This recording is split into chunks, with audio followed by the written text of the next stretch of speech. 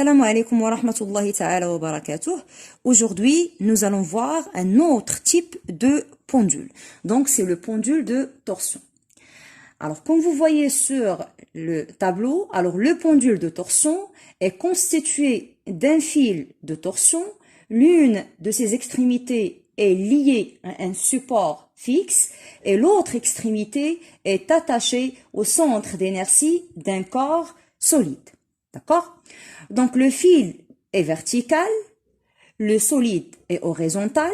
Donc, lorsqu'on fait tourner le solide dans le plan horizontal, elle exerce une torsion sur le fil.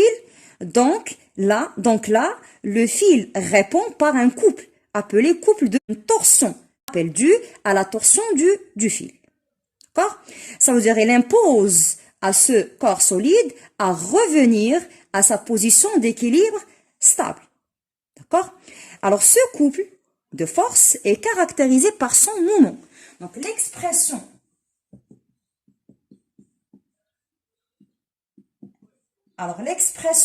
du moment de, bien sûr, de couple de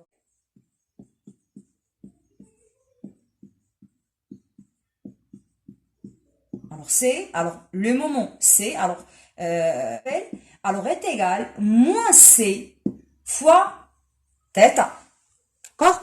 Alors, c'est quoi C et c'est quoi θ? Donc, C, c'est une constante appelée constante de torsion du fil. D'accord? Donc, constante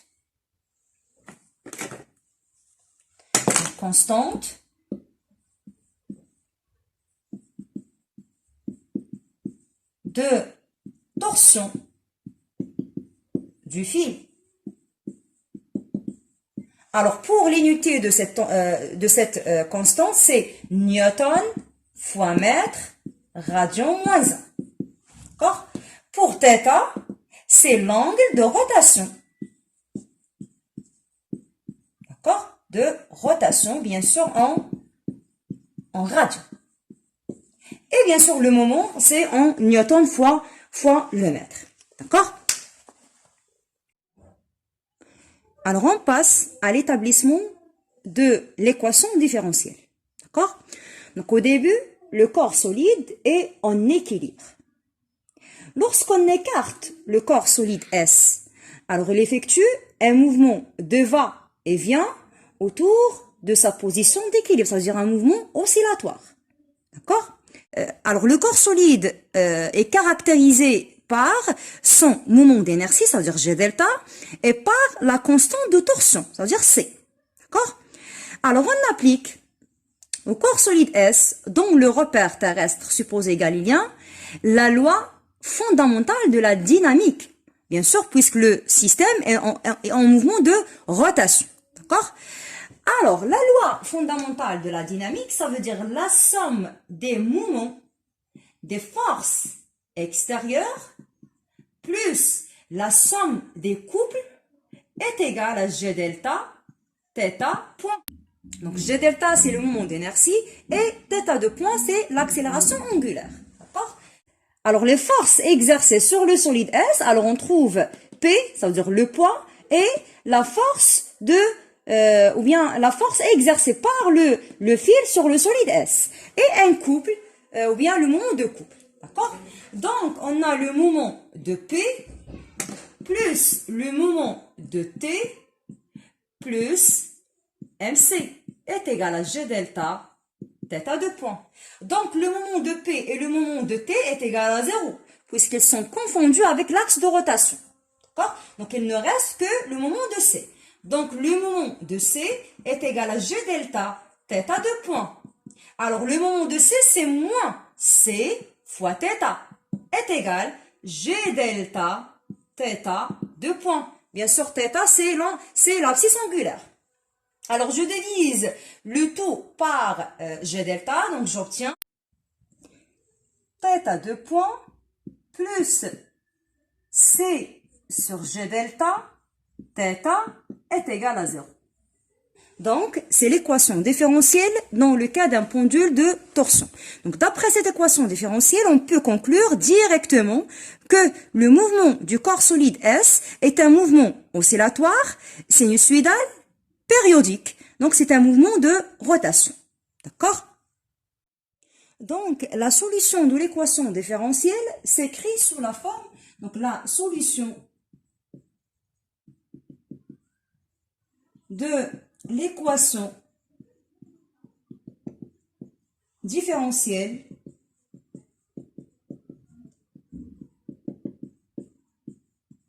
s'écrit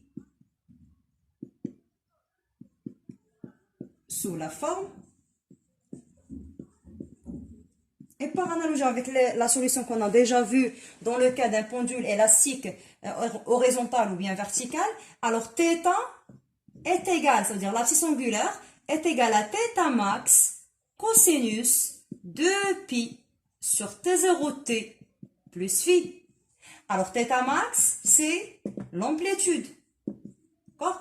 Alors c'est l'amplitude, bien sûr en radian. 2π sur T0 t plus phi, c'est la phase à un instant t. D'accord? Phi, c'est la phase à t égale 0. D'accord? Donc, c'est la solution de l'équation différentielle dans le cas d'un pendule de torsion. Donc, θ max et phi sont déterminés à partir des conditions initiales du mouvement. D'accord? Alors, dans cette expression, alors les variables sont θ et t. Et bien sûr, les autres, ça veut dire θ max et phi sont des constantes, bien sûr, à déterminer. Alors là, nous allons établir l'équation ou bien l'expression de la période propre, T0. D'accord? Alors, on part de l'équation différentielle qu'on a déjà établie et on sait que la solution de cette équation différentielle s'écrit sous la forme θ est égal à θ max cosinus 2π sur T0t plus phi. Alors, on doit dériver θ deux fois et on va remplacer θ et θ deux points dans l'équation différentielle pour déterminer T0. D'accord? Donc, pour la dérivée de θ, donc, θ point est égal à moins 2π sur T0t, plutôt 2π sur T0 fois θ max sinus 2π sur T0t plus phi. D'accord? Alors, θ deux points, la deuxième dérivée est égale à moins 2π sur T0 au carré θ max cosinus 2π sur T0t plus phi. D'accord? Alors, comme vous remarquez, ce terme-là, c'est θ. Donc, je peux remplacer θ max cosinus 2π sur T0t plus phi par θ. Alors, qu'est-ce que j'obtiens? θ deux points est égal à moins 2π sur T0 au carré fois θ. Alors, je dois remplacer θ deux points et θ dans l'équation différentielle. Alors, qu'est-ce que j'obtiens? Donc, moins 2π sur T0 au carré θ plus C sur G delta fois θ, d'accord, est égal à 0. C'est bon? Alors, je factorise par θ, donc θ facteur, C sur G delta moins 2π sur T0 au carré est égal à 0. Alors, θ est différent de 0. Donc, pour que ce terme est égal à 0, donc il faut que C sur G delta moins 2π sur T0 au carré est égal à 0. Donc, C sur G delta moins 2π sur T0 au carré est égal à 0. Donc, je cherche T0. Donc, 2π sur T0 est égal à C sur G delta.